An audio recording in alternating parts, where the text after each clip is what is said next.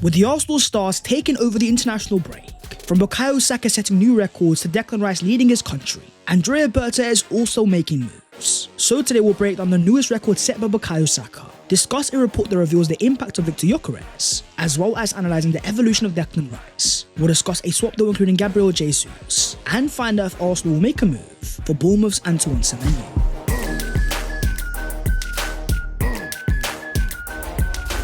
Yo, what is going on, guys? My name is Bass14 and welcome back to your boys channel. Still in the international break, but with a few Arsenal players are definitely shining.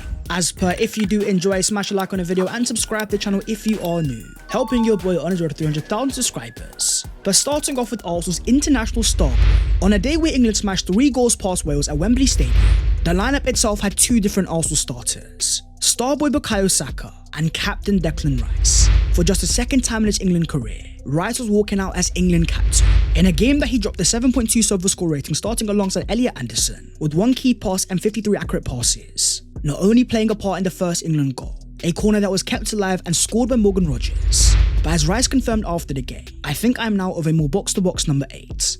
The manager Mikel Arteta has adjusted my position at Arsenal a bit this year, giving me a bit more freedom to drop deep, but also get into the box when I can." So when we talk about the idea of the complete central midfielder, in Declan Rice you don't just get one player, you get 1.5. There are very few players able to defend at his high level, the speed and power in tracking back, consistently stopping counter-attacks, but going forwards and crashing into the box.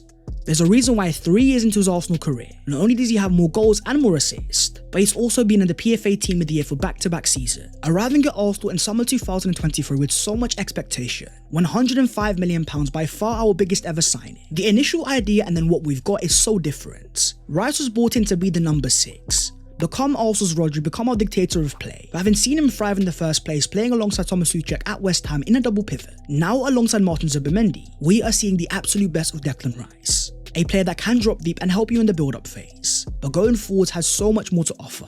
In the year of 2025-26, we are seeing yet another Declan Rice evolution. But if we're talking about Arsenal players thriving for England, we've got to talk about the starboy Bukayo Saka. After scoring his 13th goal for England, he is now Arsenal's highest ever English goal scorer, a record that stood for 86 years, set by Cliff Baston back in 1938. Starting as England's right winger and dropping a 7.9 SofaScore score rating, with 1 goal scored, 27 accurate passes and 4 total shots. As Saka said after the game, "I'm really happy to be back and be back on the score sheets." Having now scored 3 goals in his last 3 games for club and country. Here he was after the game receiving his Man of the Match award, alongside Gunner. And here's where the stats start to become a bit insane. In 45 games for England now, Saka has been given 12 separate Man of the Match awards, ranging from Euro 2020 to even the World Cup in 2022. I talked about it in my last video and I'll say it once again. Saka has all the ability that if England are able to get over the line and win a major honour, he will go down as one of England's best ever players. Because when you look at his goal catalogue, it is quite literally insane. In a game where he scored yet another England banger, found on the right hand side cutting inside, then smashing it into the back of the net with an unstoppable strike. When asked after the game on if he's on his way back to the very top level, Saka says obviously I started the season off and picked up an injury, which killed me a bit, but I'm starting to feel good again. I'm still not at my sharpest, but I'm starting to feel good again and I've scored in my last 3 matches. So I'm happy with that and I want to continue in that way. The big takeaway coming out of this game and seeing Saka score goals consistently for England is the fact that he is an elite finisher, consistently scoring goals from outside the box from absurd angle. Yes, this game may have been a friendly, but go back to Euro 2024. 1-0 down against Switzerland, England need a goal. You had Phil Foden, you had Cole Palmer, but it was Bukayo Saka that stepped up when it mattered the most. I urge you guys to go and watch the compilations of Saka's goals for England, because what you'll notice straight away, this is a player that has insane goal scoring potential. So when you bring it back to Arsenal, if I'm looking at Mikel Arteta, I'm looking at ways to prioritise Bukayo Saka to get in more shooting scenario, because we know that he's got great creativity, but having this level of ball striking on your left foot, Arsenal need to find a way to maximise that even more. With even Thomas Tuchel saying after the game, Saka simply has to score more goals. How many goals did Bukayo score for England? 13. It has to be more, it's not enough. He needs to keep going. I thought it was 30 at least. And even then I would have said it's not enough, because I am never satisfied. He is such a threat for Arsenal in the most difficult league in the world, so why would he not be that at international level? We have the position for him and he has the attitude, the stamina, the talent, everything to be a top player at international level, and that's what he has to show. We can encourage him to be influential, like he was today. Next game he needs to try to repeat that. For an Arsenal man that even when he's getting his flowers is still asked to do more, we know that Bukayo Saka has a fantastic ceiling, and according to Hassan Khan, talks of Bukayo Saka regarding a contract extension at Arsenal are now nearing its conclusion. It's understood that there is an absolute confidence at the club that Saka will sign new term It's more a matter of when. And talking how Arsenal can get the best out of Bukayo Saka on a consistent basis, the arrival of a striker in Victor Gyökeres certainly is going to play a part. And according to Hassan Khan, sources close to Arsenal point to how in previous seasons, opponents will stick 2 players on Bukayo Saka. Now because of Victor Gyökeres' brute strength and ability to pull defenders out of position with direct runs, it is him that has been often doubled up on, which is helping the team more broadly. And that is a very important detail to note. Despite being 6 Arsenal games without a goal, Victor Gyökeres is a player that is changing the way that Arsenal have played, not only forcing us to be more direct to find him in behind, but also allowing Arsenal to stretch teams in different ways. When you've got a consistent runner willing to run in behind, not only are you forcing the opposition back, but with the arrival of Martin Zubimendi and Eberechi Eze, we also have ways to stretch teams out wide as well, finding the likes of Bukayo Saka in far more dangerous areas. The key of 2025-26 so far has been, not only are Arsenal more horizontal, but with Victor Gyökeres we were also far more vertical, intent to play balls in behind, intent to hurt the opposition. There's a reason why games like Newcastle last year Arsenal lost, but this season, despite how much they parked that bus, we found a way to break the door down. And talking of Arsenal players that have thrived in 2025-26, you also had Jurrien Timber starting for the Netherlands, dropping a 7.3 SofaScore rating, playing alongside Virgil van Dijk as a centre-back, with 1 interception, 2 clearances, 1 block shot and 3 recovery, as well as 95% of passes completed. The prime example of how versatile Jurrien Timber can be, not only thriving as a right back, but also able to play centrally as well. When looking at the WhoScored team of the season so far, based on the highest rated players across all of Europe's top 5 leagues, Arsenal's Jurrien Timber is the only Premier League player included. By far the highest rated right back in all of the world. We've talked about consistency, we know how good he is, and at this point it's kind of getting boring, because Arsenal themselves are fully aware, and as confirmed by Fabrizio Romano, Arsenal are confident to get a new deal done for Jurrien Timber as he's keen on signing a longer contract. Negotiations continue over salary terms, as Arsenal want to reward the defender, and according to more reports, Timber is close to signing a new long-term contract, boosting his salary to £200,000 a week from his current £90,000 a week base. A player that we already knew was one of the best lockdown defenders in the world. You don't hold down Vinicius Jr. to 0 dribbles over 2 games without being elite defensively, but this year going forward has also been an evolution. But he's not scared to make runs centrally. Take for example him winning the penalty against West Ham, a fullback finding himself in the half spaces, with the composure to take a touch and cause real danger. Whenever you mention the word consistency, Timber is always going to pop up. But likewise is certain Martin Zubimendi, set to start for Spain in the World Cup qualifier against Georgia. But after an incredible start to life for Arsenal, he has also won the Premier League Goal of the Month for September, after a thunderbolt outside the box against Nottingham Forest. Not only is Zubimendi rightly getting his flowers, but as pointed out by WhoScored, Zubimendi is a player that thrives in aerial duels, concentration, ball interceptions and blocking passes, while also being a player that has no significant weaknesses. But not the only Arsenal player winning awards, as Arsenal have announced that Gabriel Martinelli has been voted as their September Player of the Month. Currently away with Brazil on international duties, left on the bench in an international friendly against South Korea, I won't go as far as saying that the redemption arc is complete, but this is a player that time and time again, whenever doubted, whenever fans start to give up, always finds a way to bring you back here. From game-changing cameos against Man City and Atletico Bilbao, Martinelli is a player that seems to love being doubted. He finds a way to step up once again. But moving on to Arsenal's brand new deals, after it was already confirmed by Fabrizio Romano that Arsenal had rewarded David Raya with an improved contract on higher salary terms, Andrea Berta is a man that doesn't like the idea of rest, because you can always do something better. And according to reports now, Arsenal are determined to keep club captain Martin Odegaard by tying him down to a new deal. He'll become the 5th player to enter new contract negotiations after a done deal for Saliba.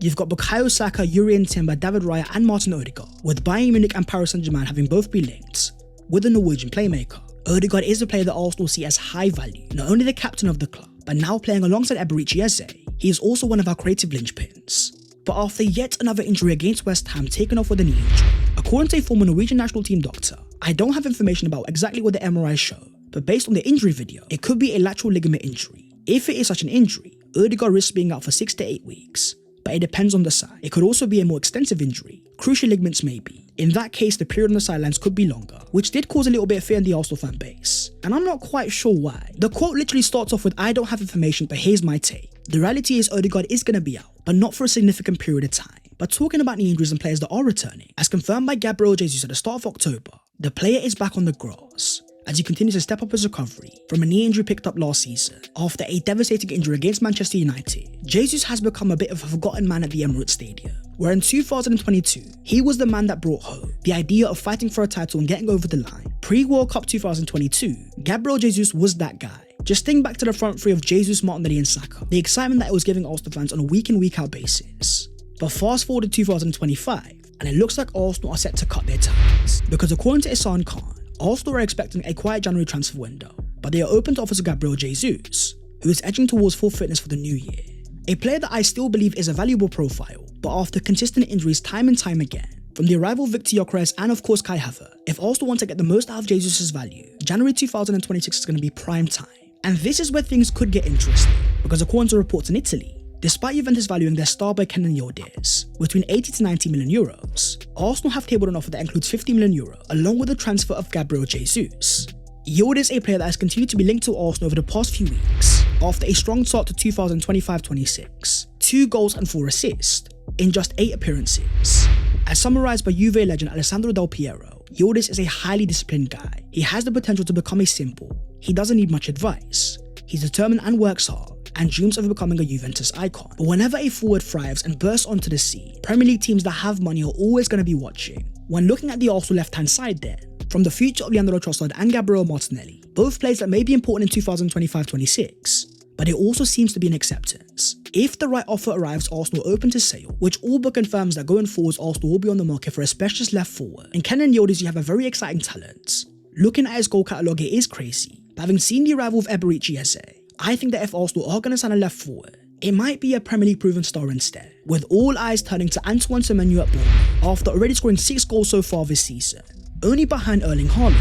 Semenyo has been directly involved in 81.8% of Bournemouth's goals this season, 9 of their 11, by far the highest percentage of any player in the Premier League so far this season. After an opening day goal against Liverpool, his goal catalogue since then has been nothing short of remarkable. Made his dribbles with so much confidence. We knew that Semenyo was a fantastic ball carrier, but in a brand new season you've also seen a brand new level. A forward that is marvelling the entire Premier League, but also one that Bournemouth have completely tied down. After reports of a transfer in summer 2025, as Bournemouth confirmed in July, Semenyo had signed a brand new contract until 2030, with the player even confirmed, "This is my safe place and I felt wanted." Thriving for a Bournemouth side that is also playing at a very high level. But going forward, if the goal is to play Champions League football consistently, if you want to fight for the major honours, that's where Arsenal may come into the equation. As already confirmed by Semenyo, I am an Arsenal fan. I don't conflict the two with my job. It is always great to play against Arsenal, because it's a team that I've watched all my life. 25 years of age now, in the peak of his powers and fully developed, we are talking about a man that, according to reports, had unsuccessful trials with Arsenal, Tottenham and Millwall, and was rejected by Crystal Palace at 50 after an 8-week trial. But having just seen the story of Eze and how it all worked out, another player that was always open on how massive an Arsenal fan he still was, Semenyo is not going to be cheap and it will take ambition. But if going into 2026 the goal is to complete your front three, talk to me down below in the comments. Would you take Antoine Semenyo Arsenal as a starting left winger? But now a word on the comparisons of Mikel Arteta and Ruben Amorim. After a recent graphic on Sky Sports showing the first 50 games of Amorim versus Arteta, where Mikel had 27 wins to Amorim's 19, 13 losses to Amorim's 19, with 79 goals scored and 48 goals conceded, a slightly better attack and a far better defence. There has been a lot of talk recently in the media. If Mikel Arteta was given all this time, why not the same for Ruben Amorim? But this is where it's also very important to understand. Mikel Arteta inherited an Arsenal team that had Cedric Soares, Rob Holding, a back five that went to Man City and lost 5-0, that had Pablo Mari starting. You then look at Ruben Amorim. We're talking about a manager that has just signed Benjamin Sesko for £70 million. That's after Joshua Zirkzee and Rasmus Højlund. Not to even mention the likes of Brian Mbeumo and Matheus Cunha. The whole idea that manager deserves time, because Mikel Arteta got it, seems to miss the entire point. Mikel Arteta wasn't given time at Arsenal, just for the sake of it, but it's because we saw steady progress. The more that he got his players, the more that Arsenal naturally improved. Of course, there's still going to be a lot of focus this year of can we get over the line, but the reason why Mikel Arteta has given the chance in the first place is because he deserved it. But that is the video there and there, so hopefully you guys have enjoyed. If you have, don't forget to smash a like and also subscribe to the channel if you are new. If you want to follow your boy in all of the social medias, and the links are down below in the description. But that was all of the latest Arsenal news today. Of course, the international break has started, Arsenal players are thriving, and you know, we're talking about Semenyo and Yildiz. Players are coming in, links are coming in as well. So my friends, as always, I'll see you next time whenever something happens. In a bit, and peace.